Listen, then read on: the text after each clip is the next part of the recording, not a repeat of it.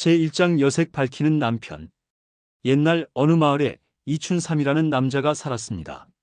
나이는 50이 넘었건만 아직도 젊은 시절 꽃미남이었던 자신을 잊지 못하고 있었지요. 아이고 거울아 거울아, 세상에서 누가 제일 잘생겼느냐? 아내 옥분이가 한숨을 푹 내쉬었습니다. 여보, 또 시작이네요. 아침부터 거울 보고 뭐 하세요? 뭐긴 뭐야. 오늘도 예쁜 처자들이 나를 기다리고 있는데.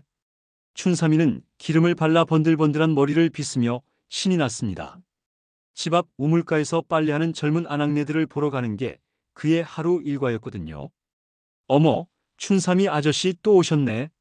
처녀들이 키득키득 웃으며 인사했습니다. 물론 그들이 웃는 건 춘삼이를 좋아해서가 아니라 그의 우스꽝스러운 행동이 재미있어서였지만 춘삼이는 그걸 몰랐습니다. 허허 얘들아, 아저씨가 젊었을 때는 말이지. 춘삼이가 허풍을 떨기 시작하면 처녀들은 더욱 크게 웃었습니다. 그럴수록 춘삼이는 더욱 신났지요. 한편 집에서는 옥분이가 혼자서 밭일, 집안일을 모두 해내고 있었습니다. 아이고 허리야. 쌀독은 바닥을 보이고 있었고 지붕은 비가 새고 있었습니다. 하지만 춘삼이는 그런 것엔 관심이 없었어요. 어느 날 마을에 새로운 과부가 이사를 왔습니다. 나이는 30 중반, 아직 젊고 예뻤지요. 춘삼이의 눈이 번쩍했습니다. 저 부인, 참 고우시구먼. 그날부터 춘삼이는 그 과부 집 앞을 서성거리기 시작했습니다. 심지어 집에 있던 닭까지 가져다 주며 접근했어요. 아니, 이걸 왜 가져오세요? 과부가 당황해하며 물었습니다. 아, 그냥 이웃사촌이지 않습니까? 허허. 춘삼이는 빨간 얼굴로 헤헤 웃었습니다. 옥분이는 이 모든 상황을 지켜보고만 있을 수가 없었습니다. 여보, 남의 과부님한테 왜 자꾸 가세요? 우리 집 살림은 어쩌고요? 아이씨, 잔소리 좀 그만해. 남자에게도 사교 활동이라는 게 있어. 춘삼이는 화를 내며 또다시 과부 집으로 향했습니다. 시간이 흐르면서 춘삼이의 행동은 더욱 도를 넘었습니다. 집에 있던 농기구까지 팔아서 과부에게 선물을 사다 주기 시작한 거예요. 어머, 이런 비싼 건 왜 사오세요? 아, 뭐 이런 것쯤이야. 허허. 춘삼이는 득이양양했지만 정작 과부는 부담스러워했습니다. 옥분이는 더 이상 참을 수가 없었어요. 그렇다고 남편과 크게 다투고 싶지도 않았고요. 그때 똑똑한 며느리 영희가 나서기로 했습니다. 어머니, 아버지 좀 정신 차리게 할 방법이 있어요. 영희는 미소를 지으며 말했습니다. 무슨 방법인데, 영희야? 일단 아버지가 그 과부님께 얼마나 우스꽝스럽게 보이는지 깨닫게 해드려야 해요. 영희는 마을 사람들과 함께 계획을 세웠습니다. 다음 날 춘삼이가 또다시 과부 집 앞에서 서성거리고 있을 때였습니다. 갑자기 마을 아이들이 우르르 몰려왔어요. 춘삼이 할아버지, 춘삼이 할아버지. 아이들이 노래를 부르기 시작했습니다. 춘삼이 할아버지는 거울만 보고 머리에 기름 발라 번들번들해. 나이는 50 넘었는데 총각인 줄 알고 처녀들 보면 헤헤 웃어. 아이들의 노래소리에 마을 사람들이 하나둘 나왔습니다. 그리고 모두 웃기 시작했어요. 춘삼이의 얼굴이 빨갛게 달아올랐습니다. 야, 야들아, 뭐 하는 거야? 하지만 아이들은 멈추지 않았어요. 우리 엄마가 그러는데 춘삼이 할아버지 때문에 할머니가 혼자 고생한다며? 부끄럽지도 않냐며? 이때 과부가 나왔습니다. 춘삼이 아저씨, 저는 아저씨가 자꾸 오시는 게 정말 부담스러워요. 그리고 솔직히 말해서 좀 우스워 보이기도 하고요. 과부의 말에 춘삼이는 큰 충격을 받았습니다. 우스워 보인다고? 네. 나이도 있으신데 왜 그러세요? 집에 가셔서 부인분과 화목하게 지내세요. 춘사진은 그제서야 정신이 번쩍 들었습니다. 집으로 돌아가는 길, 그는 자신의 행동을 돌아봤어요. 집에 도착하니 옥분이가 혼자서 지붕을 고치고 있었습니다. 여보. 춘삼이가 조심스럽게 말을 꺼냈습니다. 왜요? 옥분이는 시큰둥하게 대답했어요. 미안해. 그동안 내가 정신을 놓고 살았구나. 춘삼이는 진심으로 사과했습니다. 이제 와서 무슨 소용이에요? 이미 집안은 거덜났는걸요. 옥분이의 말에 춘삼이는 더욱 부끄러워졌습니다. 그래도 늦지 않았어. 다시 시작하자. 그때 영희가 나타났어요. 아버지, 이번 기회에 정말 새로운 마음으로 시작해보세요. 어머니도 오랫동안 기다려오셨잖아요. 영희의 말에 옥분이의 눈가가 촉촉해졌습니다. 영희야, 고맙다. 내가 없었으면 우리 집이 어떻게 됐을지. 춘삼이도 며느리에게 깊이 고개를 숙였어요. 영희야, 내가 우리 집 은인이다. 그날부터 춘삼이는 완전히 달라졌습니다. 아침 일찍 일어나서 밭에 나가고 집 수리도 하고 옥분이를 도와 집안일도 했어요. 여보, 오늘 날씨가 참 좋네요. 그러게 말이야. 우리도 오랜만에 함께 산책이나 할까? 부부가 다정하게 팔짱을 끼고 걸어가는 모습을 본 마을 사람들이 말했습니다. 와, 춘삼이가 정말 사람이 됐네. 역시 현명한 며느리가 있으면 달라지는구나. 몇 달 후 춘삼이네 집은 마을에서 가장 화목한 집이 되었습니다. 농사도 잘 되고 집도 깔끔하게 정돈되었어요. 어느 날 저녁 가족들이 모여 앉아 있을 때였습니다. 영희야, 정말 고맙다. 내가 아니었으면 우리 가족이 뿔뿔이 흩어질 뻔했어. 춘삼이가 진심으로 감사를 표했습니다. 아니에요, 아버지. 가족은 서로 도와야 하는 거잖아요. 영희가 미소 지으며 대답했어요. 그래도 내 덕분에 우리가 다시 행복해졌어. 앞으로는 정말 열심히 살게. 옥분이도 며느리의 손을 꼭 잡았습니다. 그 후로 춘삼이는 거울을 보며 멋부리는 대신 가족을 위해 열심히 일했습니다. 그리고 그 모습이 진짜 멋있는 남자의 모습이라는 것을 깨달았지요. 마을 사람들은 춘삼이네 가족을 보며 말했습니다. 역시 현명한 며느리 하나가 온 집안을 일으킬 수 있구나. 그리고 사람은 언제든지 변할 수 있다는 것도 보여줬어. 춘삼이는 이제 마을에서 가장 부지런하고 가족을 사랑하는 남편이 되었습니다. 그리고 옥분이는 세상에서 가장 행복한 아내가 되었지요. 영희는 어른들을 보며 생각했습니다. 때로는 직접적으로 말하는 것보다 깨달을 수 있게 도와주는 것이 더 효과적이구나. 그렇게 춘삼이네 가족은 다시 화목을 되찾았고 마을에서도 모범적인 가정으로 소문이 났습니다. 무엇보다 춘삼이 자신이 진정 추구해야 할 것이 무엇인지 깨달았다는 점에서 이 이야기는 해피엔딩이었지요. 세월이 흘러 춘삼이가 할아버지가 되었을 때 그는 손자들에게 이렇게 말하곤 했습니다. 얘들아, 할아버지가 젊었을 때는 참 바보같이 살았단다. 진짜 소중한 건 바로 곁에 있는데 엉뚱한 데만 눈을 돌리고 있었지. 너희들은 할아버지처럼 살지 말고 정말 소중한 것이 무엇인지 알고 살아라. 그리고 할머니가 된 옥분이는 손자들에게 이렇게 말했어요. 그래도 너희 할아버지는 깨달을 줄 아는 사람이었어. 그래서 우리가 이렇게 행복하게 살 수 있는 거란다. 영희는 이제 시어머니가 되어서도 여전히 지혜로웠습니다. 그리고 자신의 며느리에게도 이런 지혜를 전수해 주었지요. 며느리야, 때로는 직접 나서서 바꾸려 하기보다는 스스로 깨달을 수 있게 도와주는 것이 더 효과적이야.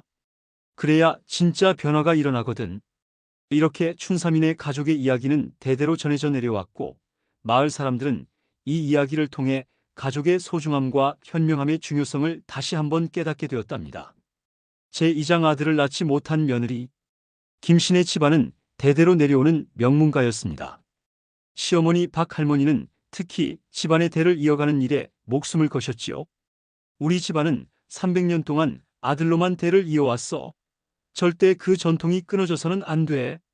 박할머니가 며느리 영숙이를 바라보며 엄하게 말씀하셨습니다. 영숙이는 결혼한 지 벌써 3년째였는데 아직 아이가 없었어요. 매일매일이 눈치를 보느라 힘들었습니다. 어머니, 저도 빨리 아이를 갖고 싶어요. 영숙이가 조심스럽게 말하자 시어머니는 코웃음을 쳤어요. 빨리 갖고 싶다고? 그럼 언제 낳을 건데? 이웃집 김씨네 며느리는 결혼한 지 1년 만에 아들을 낳았어. 남편 정수도 별로 도움이 안 됐어요. 어머니 앞에서는 아내를 감싸기는커녕 오히려 덩달아 타박하곤 했습니다. 영수가, 엄마 말씀이 맞아. 좀 더 노력해야지.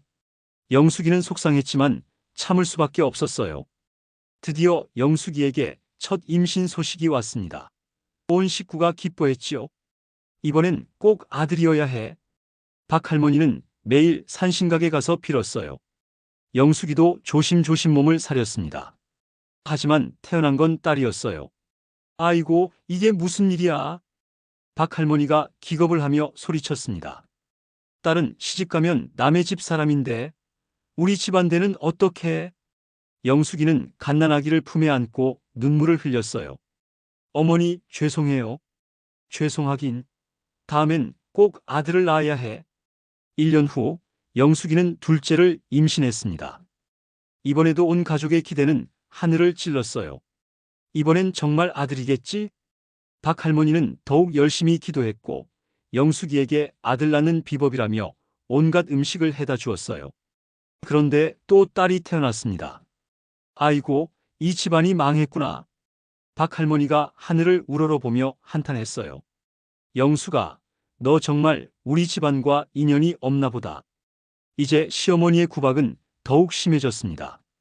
밥도 제대로 못 해놓고 청소도 엉성하고 아들도 못 낳으면서 뭘 하고 사는 거야? 영숙이는 하루하루가 지옥 같았어요. 두 딸과 함께 시어머니 눈치를 보며 살았습니다. 엄마, 배고파. 첫째 딸 미영이가 말하자 박할머니가 쌀쌀하게 말했어요. 밥값도 못하는 것들이 배고프긴 뭐가 배고파. 영숙이는 아이들을 데리고 방으로 들어가 몰래 울었어요. 미영아, 영희야, 엄마가 미안해. 엄마가 아들을 낳지 못해서. 남편 정수는 아내와 딸들을 위해 나서기는커녕 어머니 편만 들었어요. 영수가 좀 더 잘해보려고 노력해야지. 엄마가 왜 화를 내시겠어? 영숙이는 더 이상 의지할 곳이 없었습니다. 그런 어느 날 동네 할머니 한 분이 영숙이를 부르셨어요. 영숙아, 너 요즘 고생이 많구나. 할머니. 영숙이가 눈물을 글썽였어요. 얘야, 하늘이 무너져도 솟아날 구멍이 있다고 했거늘. 너무 절망하지 말거라. 할머니의 따뜻한 말에 영숙이는 조금이나마 위로가 됐어요. 그리고 말이다. 딸도 귀한 자식인데 왜 그리 천대를 하는지 모르겠구나. 요즘 세상에 딸이 아들만 못하나? 할머니의 말이 맞았어요. 미영이와 영희는 영리하고 착한 아이들이었거든요. 세월이 흘러 영숙이가 35이 됐을 때 뜻밖의 소식이 있었어요. 어머니, 제가 임신했어요. 뭐? 정말? 박할머니의 눈이 번쩍했습니다. 이번엔 정말 아들이겠지? 세 번째니까 꼭. 시어머니는 다시 한번 온갖 정성을 다했어요. 영숙이도 마지막 기회라는 생각으로 조심스럽게 몸을 사렸습니다. 어머니, 아들이에요. 박할머니가 기절할 뻔했어요. 뭐? 정말? 아들? 네. 의사 선생님이 확실하다고 하셨어요. 그 순간부터 박할머니의 태도가 180도 바뀌었습니다. 아이고, 우리 영숙이. 내가 그동안 얼마나 미안했는지. 갑자기 다정해진 시어머니를 보며 영숙이는 어리둥절했어요. 영숙아, 몸조리 잘해야 해. 내가 전부 다 해줄게. 박할머니는 정말로 영숙이를 극진히 모셨어요. 맛있는 음식도 해주고 집안일도 대신해주고 두 딸들에게도 갑자기 친절해졌습니다. 미영아, 영희야. 할머니가 맛있는 거 사줄게. 아이들은 갑작스런 할머니의 변화에 당황했어요. 엄마, 할머니가 왜 갑자기 이렇게 잘해줘? 미영이가 물어보자 영숙이가 씁쓸하게 웃었어요. 할머니가 기뻐하시는구나. 드디어 해산일이 왔습니다.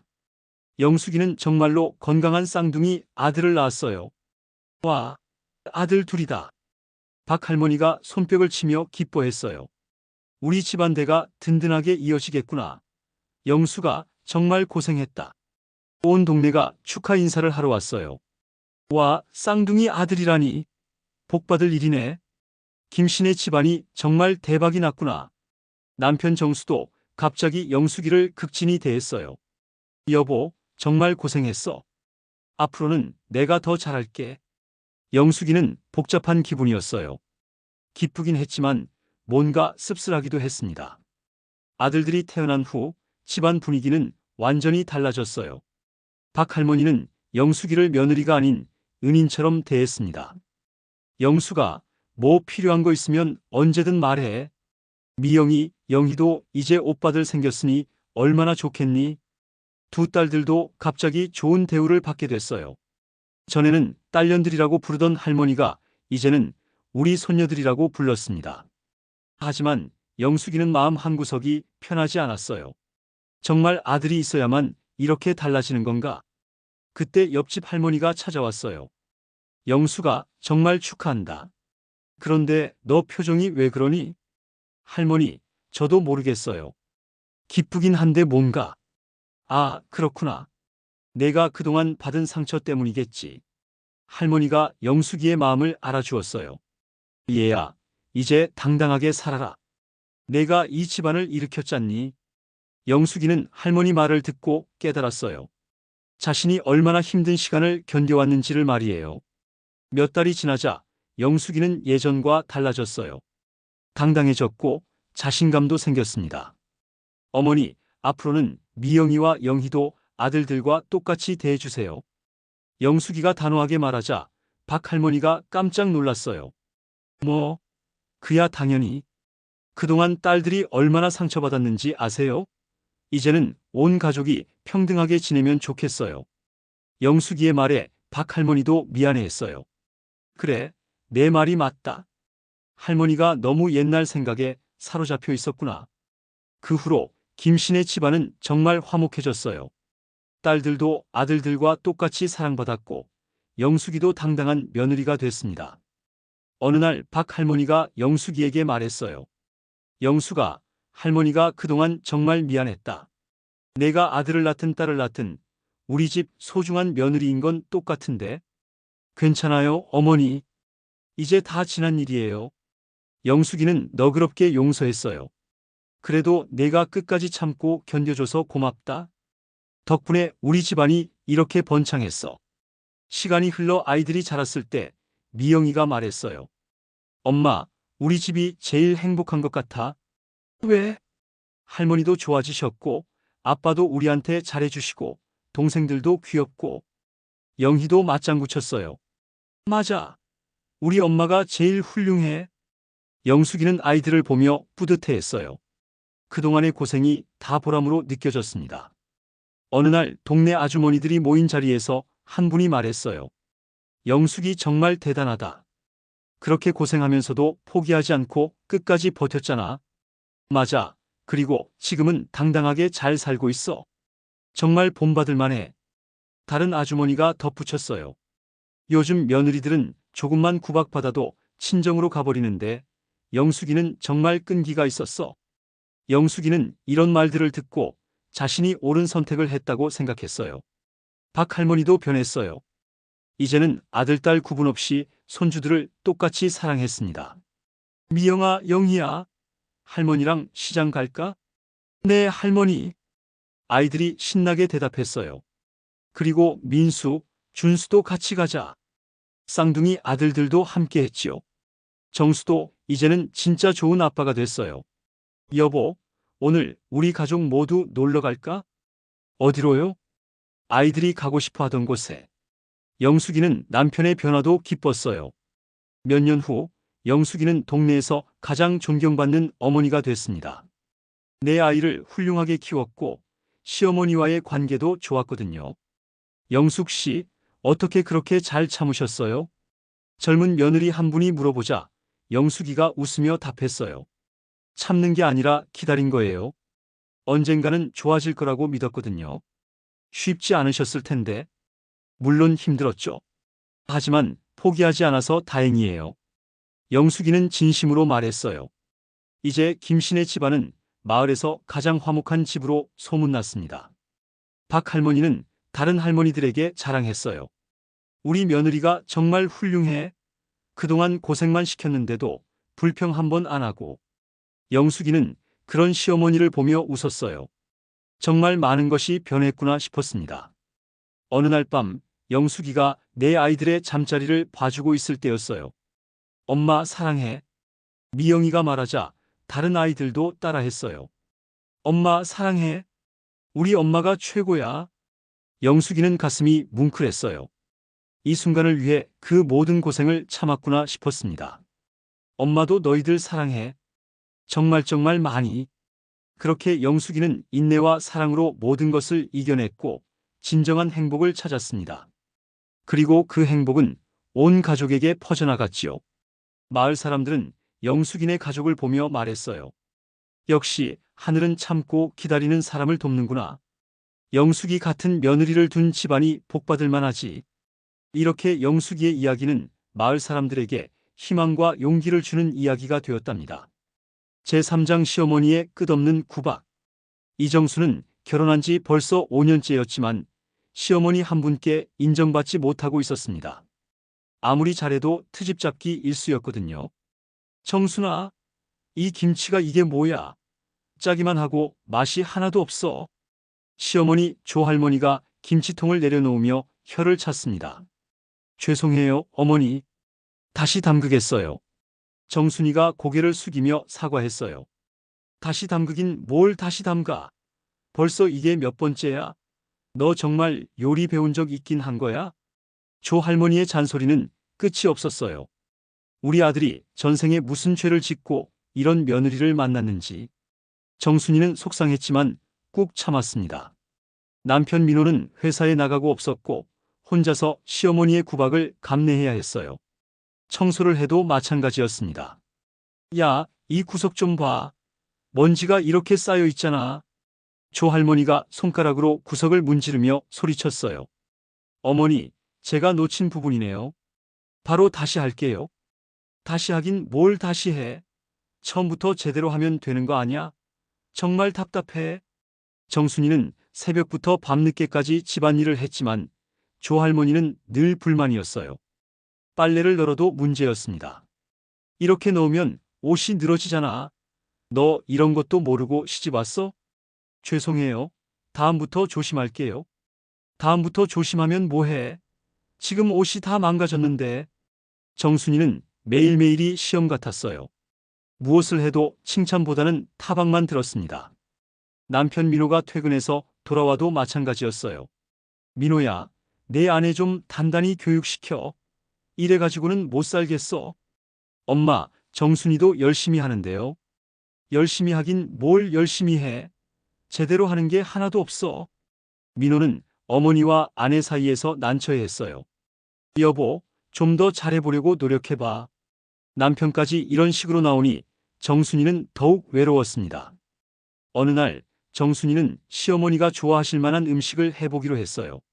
친정어머니께 전화해서 비법까지 물어봤습니다. 엄마, 미역국 끓이는 법 좀 자세히 알려주세요. 왜? 시어머니께서 미역국을 좋아하시나? 네, 어머니가 고향 생각이 나는 맛이라고 하셨거든요. 정순이는 새벽부터 일어나서 정성스럽게 미역국을 끓였어요. 미역도 좋은 걸로 사고 육수도 진하게 우렸습니다. 어머니, 미역국 끓였어요. 드셔보세요. 조할머니가 한 숟갈 떠서 맛을 봤어요. 정순이는 두근두근 기다렸습니다. 이게 뭐야? 너무 짜잖아. 미역은 또 왜 이렇게 질긴 거야? 정순이는 실망스러웠지만 포기하지 않았어요. 죄송해요. 다음에는 더 잘할게요. 다음에 더 잘하긴. 정말 답답해. 며칠 후에는 조할머니가 감기에 걸리셨어요. 정순이는 정성껏 간병했습니다. 어머니, 죽 끓여 드릴까요? 필요 없어. 내가 끓인 죽은 맛없을 게 뻔해. 그래도 정순이는 영양가 있는 죽을 끓여서 가져다 드렸어요. 어머니, 조금만이라도 드세요. 기운이 없으시잖아요. 아이씨, 귀찮게. 그냥 내버려둬.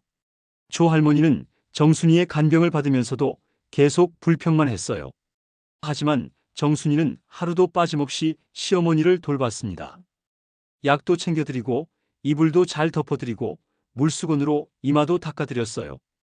어머니, 열이 좀 내린 것 같아요. 다행이네요. 조할머니는 며느리의 간병 덕분에 빨리 나았지만 고마운 표현은 하지 않았어요. 나이 먹으니까 감기도 잘 안 떨어지네. 그저 혼잣말로 중얼거릴 뿐이었어요. 정순이는 늘 긍정적으로 생각하려고 노력했어요. 어머니도 나름대로 마음속으로는 고마워하실 거야. 그런 어느 날 정순이에게 큰 시련이 찾아왔어요. 친정어머니가 갑자기 쓰러지신 거예요. 여보, 우리 엄마가 병원에 계셔. 당장 가봐야 해. 정순이가 울면서 말하자 민호가 놀랐어요. 그럼 빨리 가봐야지. 하지만 조할머니가 반대하셨어요. 뭘 가? 시집온 며느리가 친정을 그렇게 자주 가면 어떡해? 어머니, 제 어머니가 위독하세요. 위독하면 어떻게 해? 여기도 할 일이 많은데. 정순이는 울면서 애원했어요. 어머니, 제발 하루만 다녀오게 해주세요. 안 돼. 며느리 된 놈이 친정만 생각하면 어떡해? 결국 정순이는 친정에 가지 못했어요. 친정어머니의 마지막도 지키지 못했습니다. 며칠 후 친정에서 연락이 왔어요. 정순아, 엄마가 돌아가셨다. 정순이는 하늘이 무너지는 것 같았어요. 오빠, 제가 못 가서 죄송해요. 어머니께서. 괜찮아, 정순아. 엄마도 이해하셨을 거야. 정순이는 친정어머니의 장례식에도 참석하지 못했어요. 조할머니가 허락하지 않았거든요. 장례식은 무슨 장례식? 시집온 년이 친정 장례식에 가서 뭐해? 정순이는 집에서 혼자 오열했어요. 너무 억울하고 슬펐습니다. 그 후로 정순이는 많이 달라졌어요. 예전처럼 웃지도 않고 말수도 적어졌습니다. 정순아, 왜 그렇게 기운이 없어? 민호가 걱정스럽게 물어봤지만 정순이는 대답하지 않았어요. 조할머니도 뭔가 이상하다는 걸 느꼈어요. 얘가 왜 이렇게 조용하지? 전에는 그래도 대답이라도 했는데. 하지만 조할머니는 여전히 정순이를 나무랐어요. 밥맛이 영 없네. 뭔가 빠진 것 같아. 청소도 대충대충 하고. 정순이는 묵묵히 일만 했어요. 더 이상 변명도 사과도 하지 않았습니다. 어느 날 조할머니가 갑자기 쓰러지셨어요. 어머니. 정순이가 재빨리 달려와서 조할머니를 부축했어요. 병원에서 검사를 받은 결과 가벼운 뇌졸중이었어요. 다행히 큰 문제는 없지만 당분간 안정을 취해야 합니다. 의사의 말에 온 가족이 안도했어요. 며칠 동안 정순이가 매일 간병했어요. 어머니, 죽 갖고 왔어요. 정순이가 보온통을 열며 말했지만 조할머니는 여전히 퉁명스러웠어요. 맛없을 텐데 뭐하러 갖고 와. 그래도 드세요. 기운이 나야죠. 정순이는 조할머니의 무뚝뚝한 반응에도 꾸준히 간병했어요. 밤새 지켜보고 필요한 것들을 챙겨드리고 마사지도 해드렸습니다. 어느 날 밤 조할머니가 화장실에 가려다가 비틀거렸어요. 어머니, 정순이가 재빨리 부축해드렸어요. 괜찮으세요? 제가 도와드릴게요. 조할머니는 정순이의 도움을 받으며 생각했어요. 이 애가 내가 그렇게 구박했는데도 이렇게 간병해 주는구나. 집으로 돌아와서도 정순이의 간병은 계속됐습니다. 어머니, 약 드실 시간이에요. 어머니, 물 갖다 드릴까요? 어머니, 다리 마사지 해드릴게요. 정순이는 정말 정성껏 시어머니를 돌봤어요. 어느 날 조할머니가 우연히 정순이의 일기를 보게 됐어요. 오늘도 어머니께서 많이 화내셨다. 하지만 어머니도 나름 힘드실 거다. 아드님이 시집 보낸 게 아쉬우실 수도 있고. 나는 좀 더 잘해야겠다. 우리 친정엄마처럼 따뜻한 시어머니가 되어달라고 하늘에서 보고 계실 거다. 조할머니는 일기를 읽고 충격을 받았어요. 이 애가 내가 그렇게 구박했는데도 이런 마음으로 살고 있었구나. 일기에는 조할머니에 대한 원망보다는 이해하려는 마음과 더 잘하겠다는 다짐이 적혀 있었어요. 그날 밤 조할머니는 잠을 이룰 수가 없었어요. 내가 정말 너무했구나. 저 애가 친정어머니 돌아가셨을 때도 못 가게 했는데. 조할머니는 처음으로 자신의 행동을 돌아봤어요. 다음 날 아침 정순이가 아침상을 차려드렸어요. 어머니, 진지 드세요. 정순아. 조할머니가 정순이를 불렀어요. 네, 어머니. 너, 내가 그동안 너무 심했지? 갑작스런 시어머니의 말에 정순이가 당황했어요. 아니에요, 어머니. 아니긴 뭐가 아니야. 나도 며느리 살았는데 시어머니가 얼마나 무서운지 알아. 조 할머니의 눈에 눈물이 맺혔어요. 그런데 내가 너무 심했구나. 정순이도 눈물을 글썽였어요. 어머니, 특히 내 어머니 돌아가셨을 때 내가 정말 못됐구나. 미안하다, 정순아. 조 할머니가 정순이의 손을 잡으며 진심으로 사과했어요. 어머니, 괜찮아요? 다 지난 일이에요. 아니야, 괜찮지 않아. 내가 얼마나 마음 아팠을까. 조 할머니는 눈물을 흘리며 계속 사과했어요. 정순아, 정말 미안하다. 앞으로는 절대 그러지 않을게. 정순이도 울면서 시어머니를 껴안았어요. 어머니, 저도 부족한 며느리라서 죄송했어요. 무슨 소리야? 넌 정말 착한 며느리야. 내가 눈이 어두워서 몰랐을 뿐이지. 그날 저녁 민호가 퇴근해서 돌아왔을 때 집 분위기가 완전히 달라져 있었어요. 엄마, 정순아, 무슨 좋은 일 있었어요? 아들아, 엄마가 그동안 정순이한테 너무 못했었어. 이제야 정신을 차렸다. 민호도 깜짝 놀랐어요. 엄마가 그런 말씀을 하시다니. 그래, 나도 놀라워. 정순이가 얼마나 좋은 며느리인지 이제야 알겠어. 그 후로 조 할머니는 완전히 달라졌어요. 정순아, 김치 정말 맛있다. 어떻게 이렇게 맛있게 담글까? 정순아, 청소 너무 잘했어. 집이 이렇게 깨끗해 보이기는 처음이야. 정순이는 시어머니의 변화에 감격했어요. 어머니, 정말 고마워요. 고맙긴 뭘. 내가 더 고맙지. 몇 달 후 정순이가 임신 소식을 알렸어요. 어머니, 제가 임신했어요. 조 할머니가 정말 기뻐했어요. 정말? 아이고, 우리 정순이. 예전 같으면 아들이어야 한다고 했을 텐데 이제는 달랐어요. 아들이든 딸이든 건강하기만 하면 돼. 정순이의 임신 기간 동안 조 할머니는 정말 극진히 돌봤어요. 정순아, 무거운 것 들지 마. 내가 할게. 정순아, 몸조리 잘해야 해. 뭐 필요한 거 있으면 언제든 말해. 드디어 정순이가 딸을 낳았어요.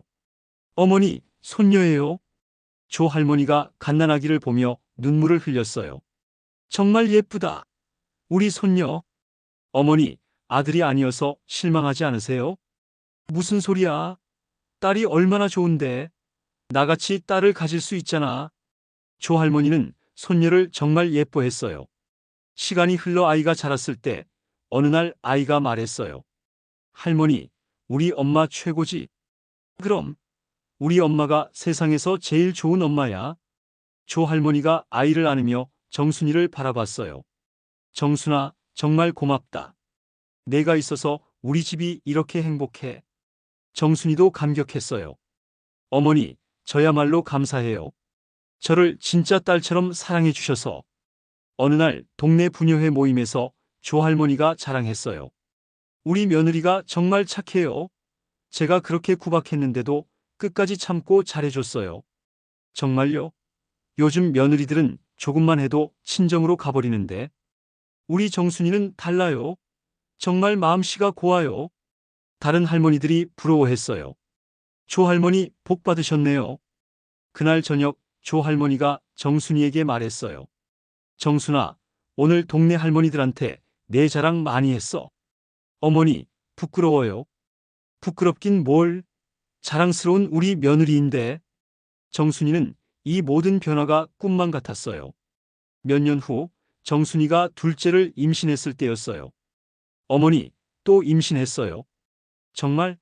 아이고, 좋아라. 이번에도 조 할머니는 정말 기뻐했어요. 이번엔 아들이든 딸이든 상관없어. 건강하게만 태어나면 돼. 정순이는 시어머니의 변화가 정말 고마웠어요. 어느 날 밤 정순이와 조 할머니가 단둘이 있을 때였어요. 정순아, 내가 정말 미안해. 그때 네 어머니 돌아가셨을 때. 어머니, 이제 그런 말씀 마세요. 다 지난 일이에요. 아니야, 나는 평생 미안할 거야. 그래도 내가 용서해줘서 고마워. 정순이가 시어머니의 손을 잡았어요. 어머니, 이제 우리는 정말 가족이에요. 그래, 정말 가족이지. 내 친딸보다 더 소중한 딸이야. 두 사람은 눈물을 글썽이며 서로를 껴안았어요. 그 후로 조 할머니와 정순이는 정말 친모녀처럼 지냈습니다. 조 할머니는 정순이를 진심으로 사랑했고 정순이도 시어머니를 친어머니처럼 모셨어요. 동네에서는 이 두 사람을 보며 말했어요. 저런 고부관계가 진짜 보기 좋다. 정순이가 정말 착해서 저런 거 아닐까? 조 할머니도 마음을 바꾸신 게 대단해. 민호는 아내와 어머니를 보며 정말 행복했어요. 여보, 정말 고마워. 엄마와 이렇게 잘 지내줘서. 뭐요? 어머니가 워낙 좋으신 분이세요. 정순이는 진심으로 말했어요. 세월이 흘러 조 할머니가 연세가 많이 드셨을 때 정순이는 정말 극진히 모셨어요. 어머니, 약 드실 시간이에요. 정순아, 고맙다. 내가 없으면 어떻게 살까? 어머니, 그런 말씀 마세요. 당연한 일이에요. 어느 날 조 할머니가 정순이에게 말했어요. 정순아, 내가 죽으면 너 정말 그리울 거야. 어머니, 왜 그런 말씀을 하세요? 아니야, 나도 그럴 거야. 너 같은 딸을 만나서 내 생은 정말 행복했어. 정순이는 눈물을 흘렸어요. 어머니, 저야말로 어머니 딸이 되어서 행복했어요. 이렇게 정순이와 조 할머니는 서로를 진심으로 사랑하며 살았습니다. 처음에는 끝없는 구박이 있었지만 결국 진정한 모녀가 된 아름다운 이야기였지요. 마을 사람들은 이 두 사람을 보며 깨달았어요. 역시 진심은 통하는구나. 인내하고 사랑하면 언젠가는 마음이 바뀌는구나. 그렇게 정순이의 이야기는 많은 며느리들에게 희망을 주는 이야기가 되었답니다. 제4장 쫓겨난 며느리, 복을 품다. 박영민은 결혼한 지 7년 동안 딸만 셋을 낳았습니다. 시어머니 김할머니는 그것이 못마땅하기 짝이 없었어요. 영미야, 우리 집안은 대대로 아들로 대를 이어온 명문가야. 언제까지 딸만 낳을 거야? 김할머니가 며느리를 향해 소리쳤습니다. 어머니, 죄송해요. 다음엔 꼭 아들을. 다음? 언제까지 다음 할 거야? 내가 우리 집안 씨를 말리려고 작정했나? 영미는 매일 이런 구박을 받으며 살았어요. 남편 재호도 어머니 편만 들었습니다. 영미야, 엄마 말씀이 틀린 건 아니야. 좀 더 노력해봐. 여보, 저도 아들을 낳고 싶어요. 하지만 이런 건 제가 마음대로 할 수 있는 게 아니잖아요. 그래도 뭔가 방법이 있을 거 아니야. 재호는 아내보다 어머니의 눈치를 더 봤어요. 어느 날 영미가 넷째를 임신했다는 소식을 전했어요. 어머니, 제가 또 임신했어요. 김할머니의 눈이 번쩍했습니다. 이번엔 꼭 아들이어야 해. 절대 또 딸 낳으면 안 돼. 네, 어머니. 저도 간절히 바라고 있어요. 하지만 영미가 낳은 건 또 딸이었어요. 넷째 딸 수정이었습니다. 아이고, 이게 무슨 일이야? 김할머니가 병실에서 소리를 질렀어요. 또 딸이야? 또? 영미는 갓난아기를 품에 안고 눈물을 흘렸어요. 어머니, 죄송해요. 죄송하긴. 이제 정말 참을 수 없어. 김할머니는 집으로 돌아가자마자 아들을 불렀어요. 재호야, 이제 영미하고는 헤어져야겠어. 엄마, 그게 무슨 말씀이세요? 무슨 말이긴. 딸만 넷을 낳았는데 언제까지 기다려. 우리 집안대가 끊어져. 재호도 어머니의 말에 흔들렸어요. 그래도 영미는 제 아내인데. 아내가 뭐야? 아들도 못 낳는 여자가 무슨 아내야. 당장 내보내. 영미가 집에 돌아왔을 때 집안 분위기가 싸늘했어요. 영미야, 앉아봐. 재호가 심각한 표정으로 말했어요. 왜요, 여보? 우리 이제 헤어져야겠어. 영미는 귀를 의심했어요. 뭐라고요? 미안해. 하지만 엄마가 너무 화를 내셔서. 그리고 정말 아들이 없으면 우리 집안이. 영미는 하늘이 무너지는 것 같았어요. 여보, 저희가 결혼할 때 서로 사랑한다고 했잖아요. 사랑도 중요하지만 현실도 생각해야지. 김할머니가 나타났어요. 영미야, 미안하지만 이제 나가야겠어. 내 짐은 이미 싸뒀으니까 딸들하고 같이 나가.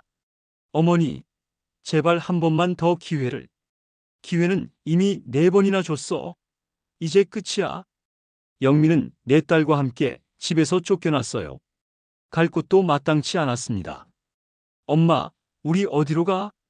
첫째 딸 미희가 물어보자 영미는 눈물을 참으며 답했어요. 괜찮아, 미희야. 엄마가 알아서 할게. 영미는 친정으로 갔지만 친정에서도 반갑지 않았어요. 영미야, 내가 왜 여기 와? 애들은 또 왜 이렇게 많이 데리고? 친정어머니도 딸의 처지를 탐탁치 않게 여겼어요. 엄마, 제가 쫓겨났어요. 뭐? 쫓겨나다니? 아들을 못 낳았다고. 친정어머니가 한숨을 푹 내쉬었어요. 아이고, 이 일을 어쩌면 좋을까? 여기도 사정이 넉넉지 않은데. 영미는 친정에서도 눈치를 봐야 했어요. 하지만 어디 갈 데도 없었습니다. 엄마, 제가 이래서 벌어올게요. 폐 끼치지 않을게요. 내가 뭘 할 줄 알아? 결혼하고 나서 집에서만 있었는데. 영미는 막막했어요. 하지만 내 딸을 키워야 한다는 책임감이 있었습니다. 뭐든 할 수 있어요. 청소도 하고 설거지도 하고 새벽부터 밤늦게까지 일했습니다. 엄마, 너무 힘들어 보여. 둘째 딸 미선이가 걱정스럽게 말했어요. 괜찮아, 미선아. 엄마는 괜찮어. 영미는 아이들 앞에서는 절대 힘든 내색을 하지 않았어요. 몇 달이 지나자 영미는 일에 익숙해졌어요. 사장님도 영미의 성실함을 인정했습니다. 영미 씨, 일 정말 잘하시네요. 손님들도 영미 씨를 좋아해요. 감사해요, 사장님. 혹시 홀 서빙도 해볼 생각 없어요? 월급을 더 드릴게요. 영미는 서빙을 시작했어요. 손님들과 이야기하는 것도 재미있었고 월급도 더 많이 받을 수 있었습니다. 이모, 여기 계란찜 하나 더 주세요. 네, 금방 갖다 드릴게요. 영미는 밝은 표정으로 손님을 응대했어요. 힘들지만 나름대로 보람도 있었습니다. 어느 날 식당에 특별한 손님이 왔어요. 정장을 입은 중년 신사였습니다. 어서 오세요. 영미가 인사하자 그 신사가 미소를 지었어요. 여기 음식이 정말 맛있다고 들었는데요. 네, 저희 사장님이 정말 요리를 잘하세요. 영미는 정성껏 손님을 모셨어요. 그 신사는 영미의 서비스에 감탄했습니다. 정말 친절하시네요. 덕분에 기분 좋게 식사했어요. 그 신사는 이후로도 자주 식당에 왔어요. 그리고 영미와 이런저런 이야기를 나누었습니다. 혹시 다른 일에 관심 없으세요? 어느 날 그 신사가 영미에게 물어봤어요. 다른 일이요? 네, 제가 부동산 중개업을 하는데 직원이 필요해서요. 영미 씨 같으면 잘할 것 같은데요. 영미는 망설였어요. 저는 부동산에 대해 아무것도 몰라요. 괜찮아요. 가르쳐 드릴게요. 그리고 월급도 지금보다 훨씬 많이 드릴 수 있어요. 영미는 새로운 도전을 하기로 했어요. 그럼 한번 해보겠어요. 부동산 일은 처음에 어려웠지만 영미는 열심히 배웠어요. 손님들과 대화하는 것도 자연스러웠고 성실한 성격 덕분에 신뢰를 얻었습니다. 영미 씨, 정말 잘하시네요. 이번 달 실적이 최고예요. 사장님이 칭찬해 주자 영미는 뿌듯했어요. 감사해요, 사장님. 더 열심히 하겠어요. 시간이 지나면서 영미는 부동산 업계에서 이름을 알리기 시작했어요. 특히 아파트 분양에 눈이 밝았습니다. 영미 씨, 이 땅 어때요? 사장님이 한 부지를 가리키며 물어봤어요. 여기는 조금 있으면 개발될 것 같은데요. 지금 사두면 좋을 것 같아요. 정말요? 어떻게 알았어요? 시청에서 들은 얘기인데 이 근처에 지하철이 들어온다고 해요. 영미의 정보는 정확했어요. 그 땅은 몇 배의 가격으로 뛰었습니다. 영미 씨, 정말 대단해요. 덕분에 대박 났네요. 사장님은 영미에게 큰 보너스를 줬어요. 영미는 그 돈으로 아이들에게 좋은 것들을 사줄 수 있었습니다. 와, 엄마, 새 신발이다. 막내 수정이가 신발을 신어보며 기뻐했어요. 엄마가 돈 많이 벌면 더 좋은 것도 사줄 거야. 영미는 아이들을 보며 다짐했어요. 몇 년이 지나자 영미는 자신만의 부동산 사무소를 차렸어요. 사업이 번창했고 꽤 많은 돈을 벌게 됐습니다. 사장님, 축하드려요. 직원들이 개업을 축하해줬어요. 고마워요. 모두 덕분이에요. 영미는 겸손했지만 속으로는 정말 뿌듯했어요. 그 무렵 영미는 좋은 땅 정보를 하나 더 얻었어요. 큰 기업에서 그 지역에 공장을 짓는다는 소식이었습니다. 이 땅은 꼭 사야겠어. 영미는 모든 돈을 모아서 그 땅을 샀어요. 위험한 투자였지만 직감이 말하고 있었습니다. 엄마, 괜찮을까? 큰딸 미희가 걱정스럽게 물어봤어요. 괜찮아, 미희야. 엄마를 믿어봐. 몇 개월 후 정말로 그 지역에 대기업 공장이 들어섰어요. 영미가 산 땅은 10배 이상의 가격으로 뛰었습니다. 와, 엄마 정말 대단해. 아이들이 신문 기사를 보며 소리쳤어요. 부동산 투자 성공으로 10억대 부자가 된 영미 씨. 영미는 이제 정말 부유해졌어요. 아이들도 좋은 학교에 보낼 수 있었습니다. 엄마, 우리 이제 부자야? 셋째 미정이가 물어보자 영미가 웃었어요. 그래, 미정아. 이제 우리는 당당하게 살 수 있어. 한편 영미를 쫓아낸 전 시댁은 어려움을 겪고 있었어요. 재혼은 재혼했지만 새 부인도 아들을 낳지 못했습니다. 게다가 사업도 망해서 빚더미에 앉았어요. 아이고, 이 일을 어쩌나. 김할머니가 한숨을 쉬었어요. 엄마, 어떻게 하죠? 빚이 너무 많아요. 그러게 왜 사업을 그렇게 크게 벌였어? 재혼은 후회했지만 이미 늦었어요. 그때 동네에서 영미의 성공 소식이 들려왔어요. 영미가 큰 부자가 됐다면서? 그래, 부동산으로 대박 났다고 해. 김할머니와 재호는 충격을 받았어요. 영미가? 우리가 쫓아낸 영미가? 네, 엄마. 신문에도 났어요. 재호는 복잡한 심경이었어요. 자신이 버린 아내가 이렇게 성공한 게 믿기지 않았습니다. 그럼 영미한테 도움을 요청해 볼까? 뭐라고? 내가 쫓아낸 여자한테? 하지만 엄마, 다른 방법이 없어요. 재호는 용기를 내어 영미에게 연락했어요. 여보세요, 영미야. 나 재호야. 재호 씨? 갑자기 무슨 일이세요? 영미의 목소리는 차가웠어요. 영미야, 미안해. 그런데 우리가 좀 어려운 상황이라서. 어려운 상황이라고요? 사업이 망해서 빚이 많이 생겼어. 혹시 도움을 받을 수 있을까? 영미는 잠시 침묵했어요. 재호 씨, 저를 쫓아내실 때는 언제고 이제 와서 도움을 청하시네요. 미안해, 영미야. 정말 미안해. 죄송하지만 도와드릴 수 없어요. 저도 제 아이들 키우느라 바빠요. 영미는 단호하게 거절했어요. 며칠 후 김할머니가 직접 영미를 찾아왔어요. 영미야. 김할머니는 예전과 달리 초라한 모습이었어요. 어머니, 갑자기 웬일이세요? 영미야, 우리가 잘못했다. 김할머니가 고개를 숙였어요. 그때 널 쫓아낸 게 정말 잘못이었어. 영미는 김할머니를 바라봤어요. 예전에 자신을 그렇게 구박하던 시어머니가 이렇게 초라해 보이니 마음이 복잡했습니다. 어머니, 영미야, 제발 우리 좀 도와줘. 재호가 빚 때문에 너무 힘들어해. 어머니, 그때 저를 쫓아내실 때는 이런 날이 올 줄 모르셨죠? 영미의 말에 김할머니가 더욱 고개를 숙였어요. 그래, 내가 잘못했어.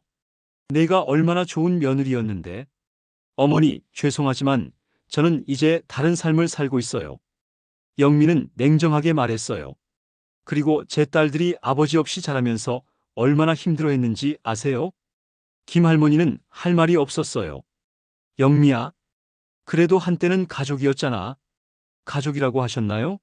그때 저를 쫓아내실 때는 가족 취급도 안 하셨는데. 영미는 더 이상 말하고 싶지 않았어요. 어머니, 돌아가세요. 저는 바빠요. 김할머니는 결국 빈손으로 돌아갔어요. 하지만 영미는 마음이 편하지 않았어요. 아무리 그래도 한때는 가족이었는데. 엄마, 괜찮아? 큰딸 미희가 걱정스럽게 물어봤어요. 응, 괜찮아. 할머니랑 아빠가 왔다며? 우리한테 돌아오라고 한 거야? 아니야, 미희야. 도움을 요청하러 온 거야. 그럼 엄마가 도와줘? 영미는 고민에 빠졌어요. 며칠 밤을 고민한 끝에 영미는 결심했어요. 그래도 한 번은 도와주자. 영미는 재호에게 연락했어요. 재호 씨, 저예요. 영미야, 정말? 빚이 얼마나 되나요? 영미야, 정말 도와주려고. 조건이 있어요. 영미는 단호하게 말했어요. 뭐든지 할게. 앞으로는 제 딸들을 아버지라고 부르지 마세요. 그리고 다시는 저희 앞에 나타나지 마세요. 재호는 마음이 아팠지만 어쩔 수 없었어요. 알겠어. 고마워, 영미야. 영미는 재호의 빚을 갚아줬어요. 그리고 정말로 연락을 끊었습니다. 엄마, 왜 도와줬어? 미선이가 물어보자 영미가 답했어요. 그래야 우리가 완전히 자유로워질 수 있어. 이제 정말 끝이야. 몇 년 후 영미는 더 큰 사업가가 되었어요. 딸들도 모두 훌륭하게 자랐습니다. 엄마, 우리 정말 행복해? 내 딸이 한 목소리로 말했어요. 그래, 우리는 정말 행복해. 영미는 딸들을 보며 뿌듯해했어요. 엄마가 이렇게 성공한 거 다 우리 때문이지? 막내 수정이가 말하자 영미가 웃었어요. 맞아, 너희들이 있어서 엄마가 이렇게 열심히 살 수 있었어. 어느 날 영미는 신문을 보다가 재혼의 소식을 알게 됐어요. 재혼은 작은 가게를 운영하며 조용히 살고 있었고 김 할머니는 건강이 많이 나빠졌다고 했습니다. 영미는 잠시 옛 생각에 잠겼어요. 하지만 후회는 없었습니다. 잘한 일이야. 영미는 혼자 중얼거렸어요. 현재 영미는 지역에서 가장 성공한 사업가 중 한 명이 되었어요. 자선 사업도 열심히 하고 어려운 사람들을 도와주고 있습니다. 영미 사장님, 정말 훌륭하세요. 사람들이 영미를 존경해 했어요. 별 말씀을요. 저도 어려운 시절이 있었거든요. 영미는 항상 겸손했어요. 어느 날 딸들이 엄마에게 말했어요. 엄마, 우리 정말 자랑스러워. 왜? 엄마가 우리 엄마라서. 영미는 눈물이 날 뻔했어요. 엄마도 너희들이 자랑스러워. 엄마 앞으로도 우리만 사랑해줘. 당연하지. 너희들이 엄마의 전부야. 그렇게 영미는 딸들과 함께 행복한 삶을 이어갔습니다. 쫓겨났던 과거는 이제 영미를 더욱 강하게 만든 경험이 되었지요. 마을 사람들은 영미를 보며 말했어요. 역시 하늘은 공평하구나. 착한 사람은 언젠가 복을 받는다니까. 영미 씨 같은 분이 진짜 성공하신 거지. 어떤 시련이 와도 포기하지 않고 열심히 살면 언젠가는 꼭 좋은 날이 온다는 교훈을 남기면서 말이에요. 제5장 술과 여색에 빠진 사위. 김노인은 마을에서 제일 가는 부자였습니다. 두 딸을 두었는데 큰딸 명옥이와 둘째 딸 선옥이었지요. 우리 큰딸은 정말 예쁘게 자랐구나. 김노인은 명옥이를 보며 흐뭇해했어요. 아버지, 명옥 언니 시집 언제 보내실 거예요? 선옥이가 물어보자 김노인이 웃으며 답했어요. 좋은 사위감을 찾고 있단다. 우리 집안을 이어갈 훌륭한 사람으로. 김노인은 아들이 없어서 사위가 대를 이어주길 바랐거든요. 그때 마을에 이철수라는 젊은이가 나타났어요. 잘생기고 말도 잘하는 청년이었습니다. 어르신, 안녕하세요. 철수가 예의 바르게 인사하자 김노인이 마음에 들어 했어요. 그래, 자네가 철수라는 청년인가? 소문이 자자하더군. 과찬이십니다, 어르신. 철수는 명옥이에게도 적극적으로 접근했어요. 명옥 양, 오늘 날씨가 참 좋네요. 네, 그러네요. 명옥이도 철수의 매력에 빠져들었어요. 아버지, 철수 씨가 저한테 청혼했어요. 명옥이가 부끄러워하며 말하자 김노인이 기뻐했어요. 그래, 철수는 참 좋은 청년이야. 우리 집 사위로 삼으면 되겠구나. 김노인은 철수를 사위로 맞아들였어요.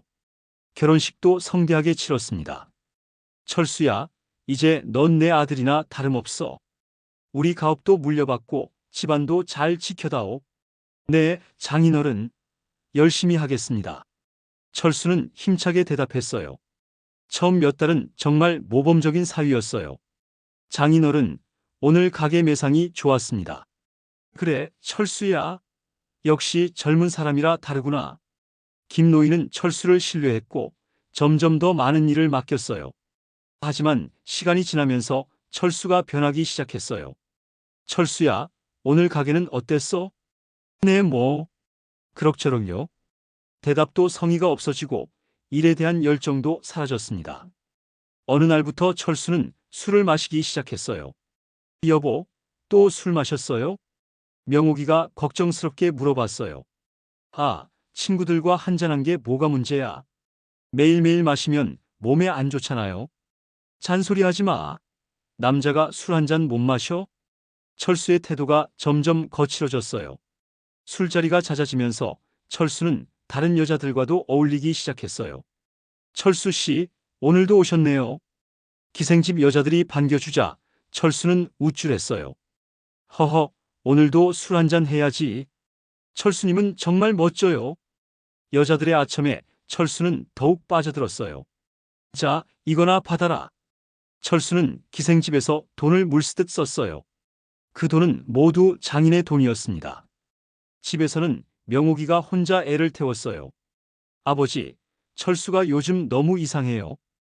이상하다니? 밤늦게 들어오고 술 냄새를 풍기고 말도 거칠어졌어요. 김노인은 걱정이 되었어요. 철수야, 요즘 어디서 뭐하고 다니느냐? 그냥 사업관계로 사람들과 만나고 다닙니다.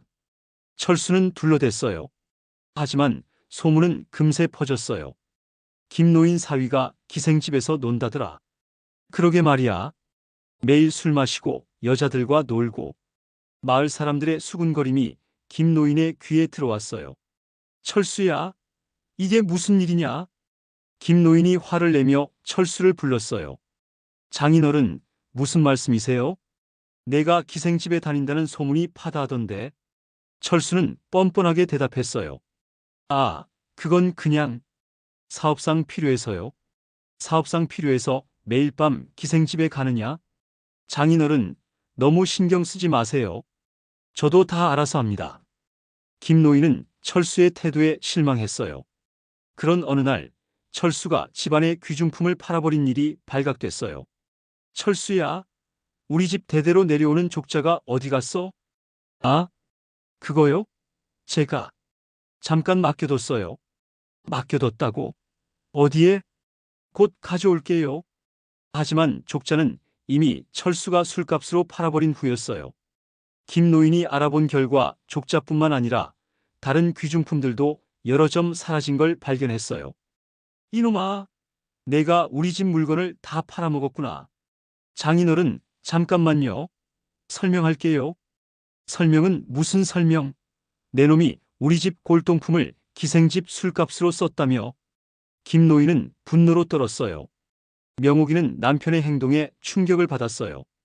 여보, 정말 그런 거예요? 아버지 물건을 팔아서?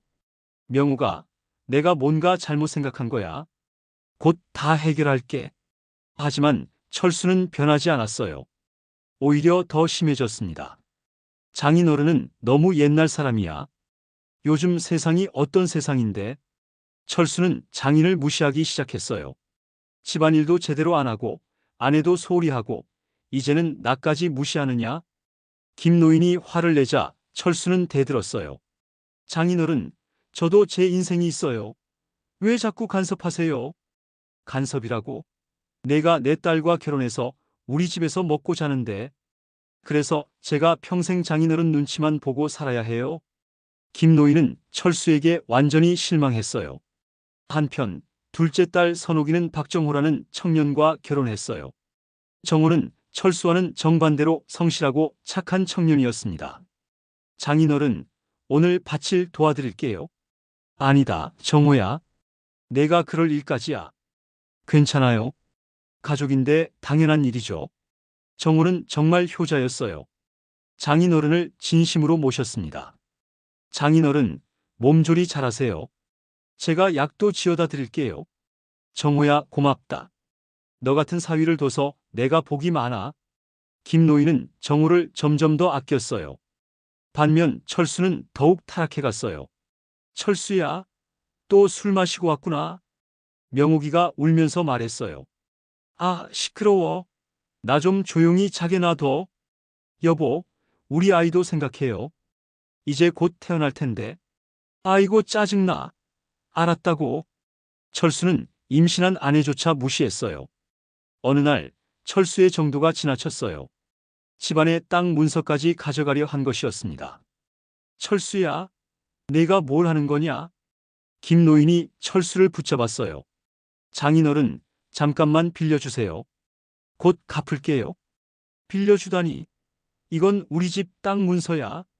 저도 급한 일이 있어서요. 김노인이 알아보니 철수는 도박빚까지 생겼더군요. 이놈아, 도박까지 했구나. 장인어른, 그게 아니에요. 그게 아니긴 뭐가 아니야. 술, 여자, 도박까지. 너는 사람도 아니구나. 김노인은 더 이상 참을 수 없었어요. 철수야, 이제 그만 나가거라. 장인어른, 내 집에서 나가.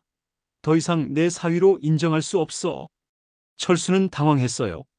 장인어른, 갑자기 그러시면. 갑자기라고. 내가 얼마나 참고 기다렸는데. 김노인의 마음은 이미 굳어 있었어요. 명옥이도 데리고 나가. 아버지. 명옥이가 놀라서 나타났어요. 명옥아, 너도 결정해야 해. 이런 남편과 계속 살겠느냐? 명옥이는 갈등했어요.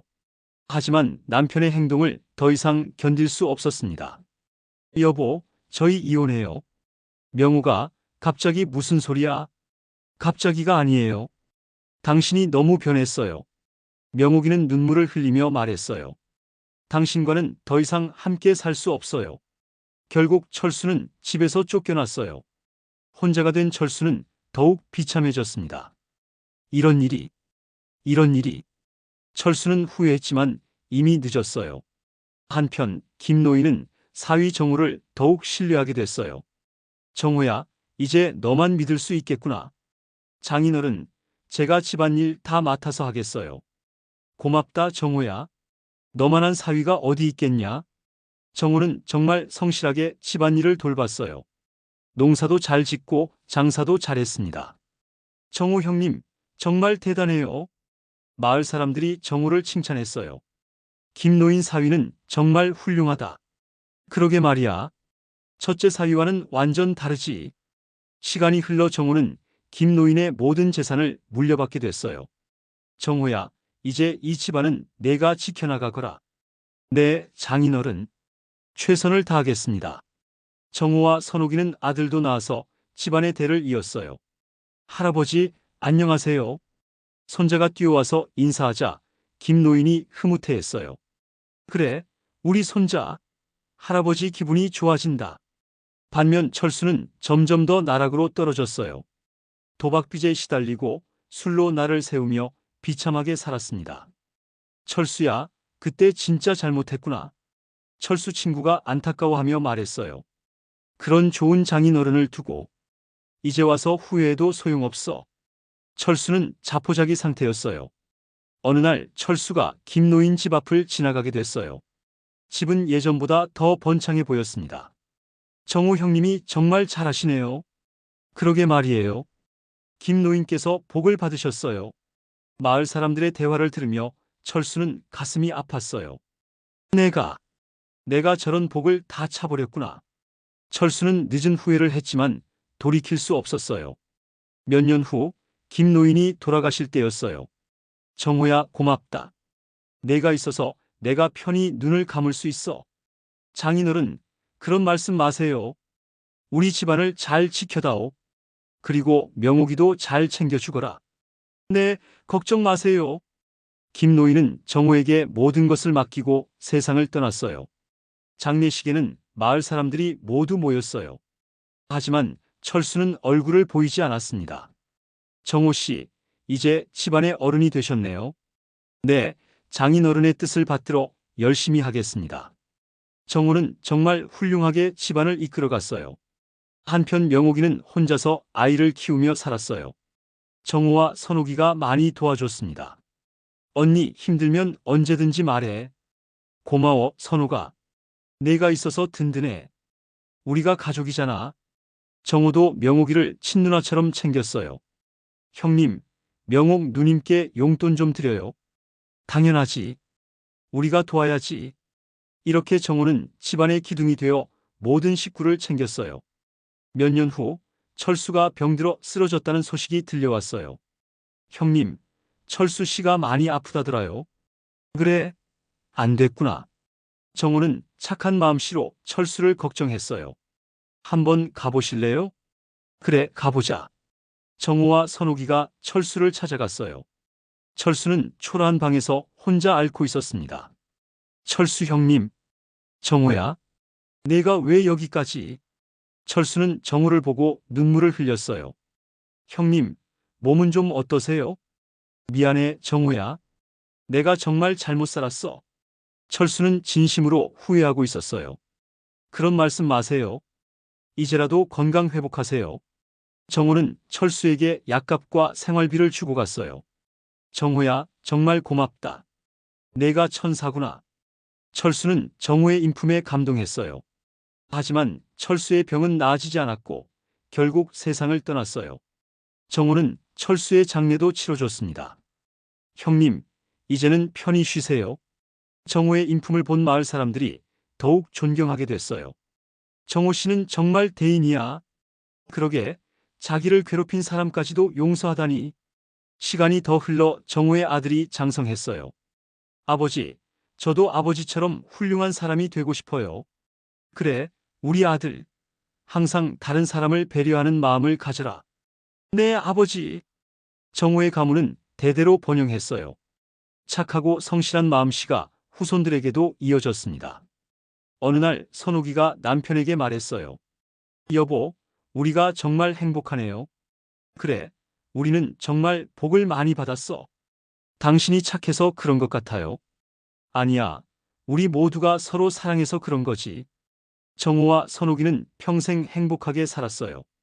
명옥이도 나중에 좋은 사람을 만나서 재혼했어요. 정호가 중매를 서줬거든요. 언니, 이번엔 정말 좋은 분이야. 내가 직접 확인해봤어. 고마워, 정호야. 내가 아니었으면 어떻게 살았을까? 우리가 가족이잖아. 당연한 일이야. 이렇게 정호는 온 가족을 행복하게 만들어줬어요. 마을에서는 정호 가문을 모범으로 삼았어요. 정호네 집을 보면 정말 배울 점이 많아. 그러게, 서로 사랑하고 도우며 사는 게 진짜 가족이지. 어느 날 정호가 아들에게 말했어요. 아들아, 사람은 어떻게 살아야 하는 줄 아느냐? 아버지처럼 착하게 살아야 해요. 맞다. 그리고 또 다른 사람을 도와주고 가족을 사랑하고. 그래, 바로 그거다. 정호는 아들을 보며 뿌듯해했어요.